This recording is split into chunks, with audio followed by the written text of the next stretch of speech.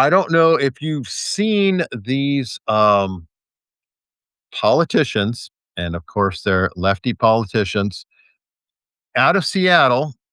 You had a mass shooting situation, and the mayor, is scrambling to deal with it. The police chief, but anyway, here's the mayor. Mm-hmm.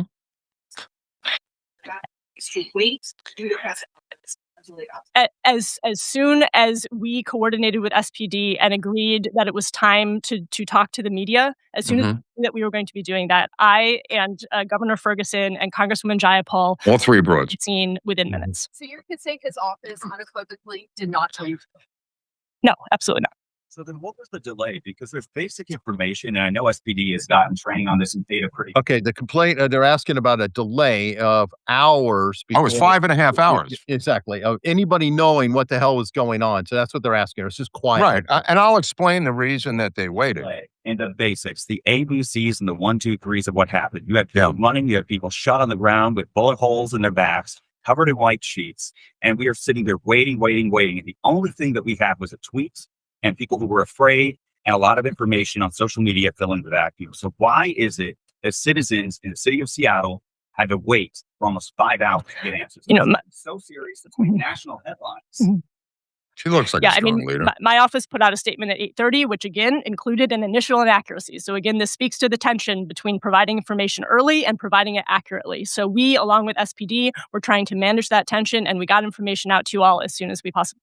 Okay, so let me explain the tension, because the tension is really this black chief of police and the fact that the shooting was done by black teenage gangs shooting each other. They didn't know what to put out, and they stayed in a office for 5.5 hours with this guy, trying to come up with a storyline that would soften the impact of black teenage gangs having a shootout in Seattle, which is the truth of the matter. Go ahead, Eric.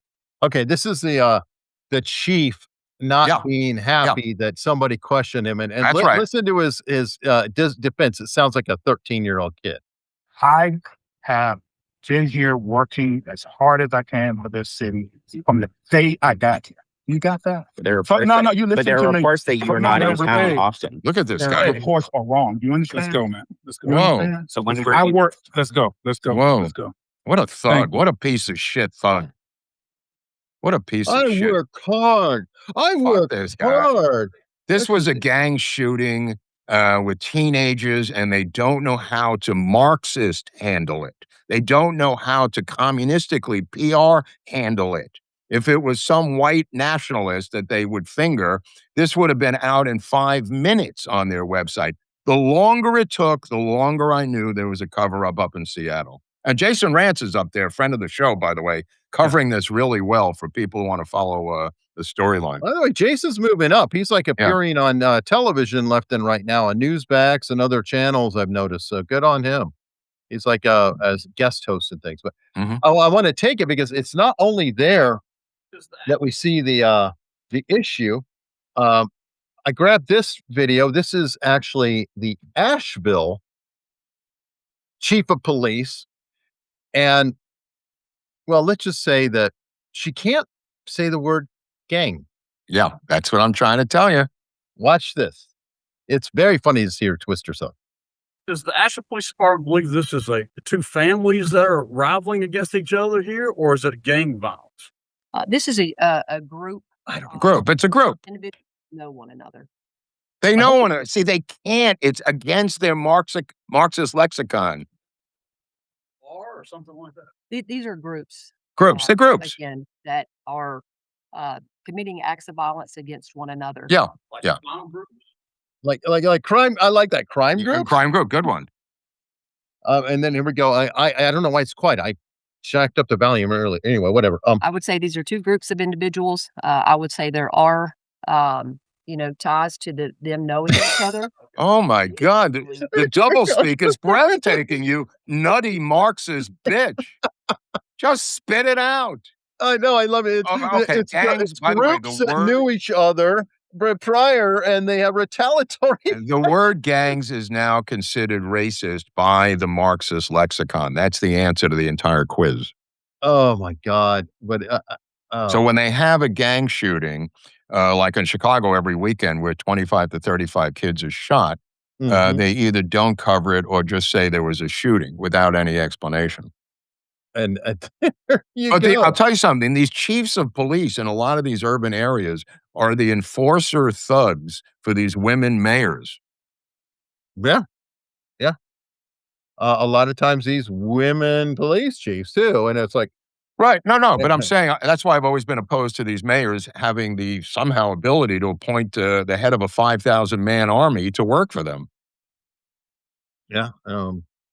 Well, you know what? While we're doing the communism roll call, we have our other current favorite Islamo communist out of New York, Mandami, who has created a pied-à-terre or pied-à-terre, what tax list, including his supporters. So I love this. He's published a list that's searchable of everybody who owns properties, from what I understand, it's about $5 million or more. Well, he's doxing them. Exactly. And it's given addresses, and it includes people like Cynthia Nixon who supported him.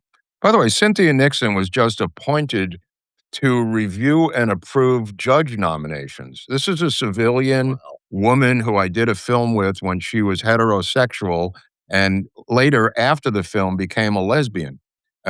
So this is a woman who changes sexuality, let alone judges. Yeah. I'm sorry you had her.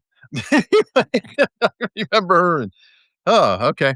I'm like, you said that, she changed over. I'm like, well, she probably ran out of options. Had to go. She definitely ran. But in the film, it's a romance, and she is a heterosexual in the film at that era of her career. Well, she was a heterosexual in Sex and the City. That's right. That's right. And in real life is what I'm saying. Yeah. Yeah. Well, I mean, Rosie O'Donnell claimed to be straight at one time too, right? That I don't remember. Could be. Could be. Anyway, I love that he's set that up. He also, I don't have the story on hand, but he has set up grocery stores. Oh yeah, that story's just great because of the Kansas City grocery store. And Chicago. Remember? And Chicago grocery store. The Kansas City one is just fantastic. It's completely empty and just smells of rotted meat when you go in there. From nobody cleaning it up, and it's just right out of the Soviet Union. The Chicago one, the same thing happened. Yep. What Eric's referring to is Mandami's press conference today or yesterday, saying they're going to stock the food in the store at 30% off the actual retail cost in these stores. Period. No question. No. Yeah, straight up 30 off the top. So a 6-pack of Coca-Cola, which would be $7. Will be 30% less than $7. So why would you go to the place where it's the normal price? Yeah. Right. So what happens is within a week, all of the stocks, and because some of the people who come into bodegas and come into Walmart and come into other box stores are people who have retail operations. Eric knows this.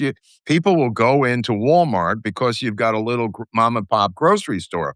That's in essence what they're going to do in reverse here and clean out the stocks within a day, because the other stores are going to come in, buy the thing for 30% off, because the markup in a retail grocery store is 2%. 2 to 5% max. Right. So if you could get the items for 30% off, you have a chance of making 27% profit just on those items, which is why the stocks are always cleared out of any of these urban communistic attempts at making Soviet grocery stores.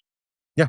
Yeah. And by the way, you see that now. You mentioned Walmart, but like Costco and BJ's, a ton of small businesses go in there and buy like the massive toilet paper or whatever, and sell it individually. But yeah, here he is talking about it. Today, I'm proud to announce a collection of essential staples that will be predictably 30% cheaper at all 5 of our city-run grocery stores. If I may interject right here for 1 second, what they are going to have to implement immediately, like the Soviets, is 2 per customer because of what I just described. Sure. So these embittered people, the line is going to be around the block to buy a dozen eggs and a dozen eggs, because they'll say, 2 eggs per customer, because the bodega guy who's across the street is going to buy 15 of them for that price. Go ahead. Right, but the bodega guy is going to send in 15 homeless people to each buy one, and then you go right back. So absolutely, it won't matter. It's reason number 913 why I say that capitalism and socialism cannot work in the same country, because they bang into each other at these points of conflict. And either they destroy capitalism and take it over completely, or we crush them and take it over completely. But something's got to give.